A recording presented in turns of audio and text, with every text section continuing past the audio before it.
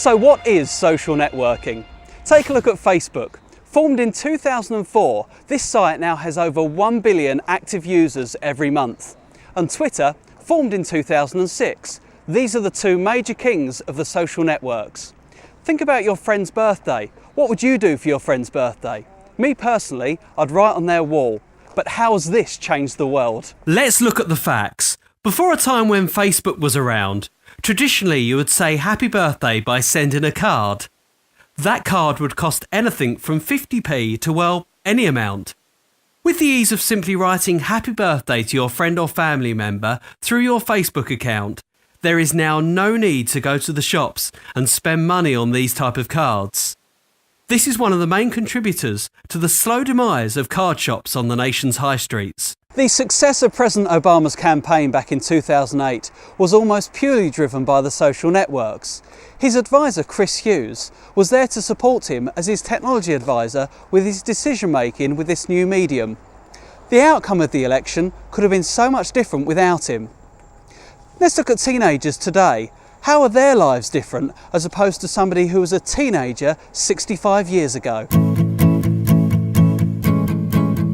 How do I use social networking? Well, I only use it professionally in as much that being at the radio station here, I will use it to promote radio shows and what we're doing here, but I don't tend to use it on a personal basis at all.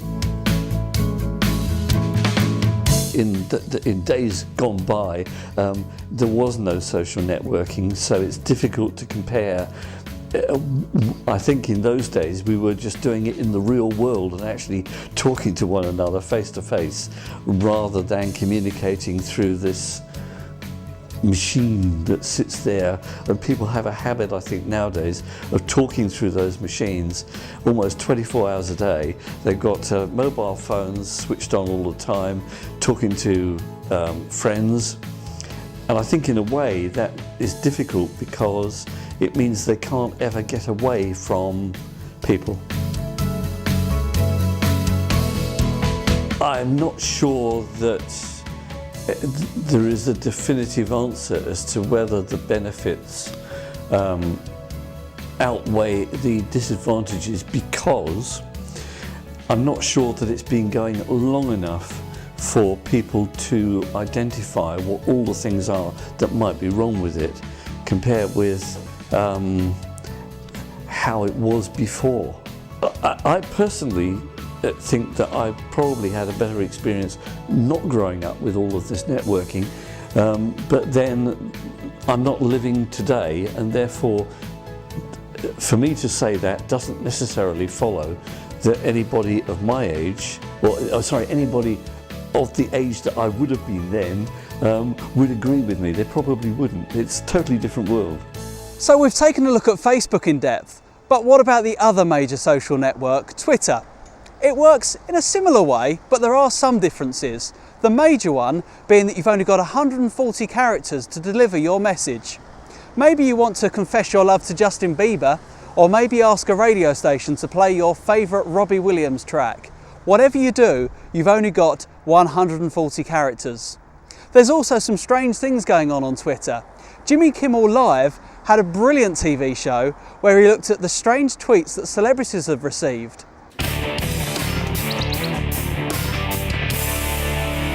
I would rather chop my arm off and myself with my detached limb than watch Katy Perry the movie. What the is wrong with the world? I pay to see that. Zooey Deschanel is overrated. I think I'm underrated. Did you know that if you skinned Larry King and ironed out his leather, you could make enough coats to give one to every poor child in America? David Spade. At least this guy just gets right to it. I liked Kristen Stewart more when she was a boy. Dear God, give us back Tupac and we'll give you Justin Bieber. We've uncovered some of the nasty ways that Twitter can be used, but how about we ask people on what they actually think? Social networking, what do I think? I love it. I think it's a fantastic tool. However, I think it's massively oversaturated. It can be an incredibly useful tool incredibly useful. Very powerful as well. Examples from all ends of the spectrum, good things and bad things. You know, there are plenty of good examples of why social media is useful. For advertising or, you know, getting something promoted, but it's also, you have to be very careful with social media. Once it's on the internet, it's on the internet. For me, I use Facebook quite a lot and Twitter for the radio, at least, for kind of sharing things I find on the internet, like interesting stories, something quirky, funny, something a bit light-hearted. Also to try and use people, you know, to tell people stuff's coming up. You know, I do not a scheduled show, it's not really regimented, but I like to keep things in a similar spot every morning so that people will get used to it and they know what time it is by what they can hear on the show. So, you know, if I know I've got a really specifically good Showbiz News bit, I'll tweet it a few minutes earlier. Showbiz News on the way, you won't want to miss it. You know, and then obviously it gives people a chance to go, oh, actually, yeah, I could do with knowing that, because I do it quite flippantly. But, you know, things like I do a musical quiz every day, we do a track of the week, which starts on a Tuesday, funnily enough. So this morning I made the post online on the website, then I tweeted it and Facebooked it. So after I played it on air, on social media, I'm saying, just played it, if you missed it, here it is, and you point people to it. So I think it's a fantastic tool to either bring people in or point people in certain directions. And, you know, if they have an interest in what you do, then it's fantastic, yeah, it's great. And it's great to talk to people as well. It's a really informal way of talking without people feeling like they have to do anything. You couldn't disappear. It will never disappear. Facebook may be at the point where it's starting to plateau off with memberships, but it will never disappear. You know, when you think about 8 years ago, Facebook didn't exist, Twitter didn't exist. We've got over 500 million people on Facebook now, 200 million on Twitter. But before that, you know, since then, you've had, you've got Vine now, the new one that's out. You've got loads of others. You've got Tumblr, you've got Pinterest, Instagram. I mean, that's just basically an app for taking photos of your food, I guess. But you know, for some people, it's brilliant and it works. I think the world is a better place for it, actually. Things are more instant. News is a really good thing as well. News can be spread really fast. Important news, something that's important to people, and Twitter's a fantastic tool for that. Really, really good. It's just got the edge because it's so instantaneous. It's 140 characters. This has happened, more news to follow. And instantly, I think probably BBC News or Sky News or something like that have got millions of followers, hundreds of thousands of followers. If 1% of them retweet that, that's expanded from 100,000 followers to 10 million, 20 million. And instantly BBC are breaking this news story, or Sky are breaking it, or ITV, or sometimes even a celebrity is the first one to tweet it, but that's it, it's like wildfire. And it's great, I think it really is, but it has to be used the right way. In 2008, MySpace generated in excess of $800 million. They were a major employer in the social networking world, employing 1,600 people. But there was a storm on the horizon. Our old friend Facebook was growing in popularity. Why was MySpace suffering? Was it the fact they were showing far too many adverts and users were quite simply just deleting their accounts?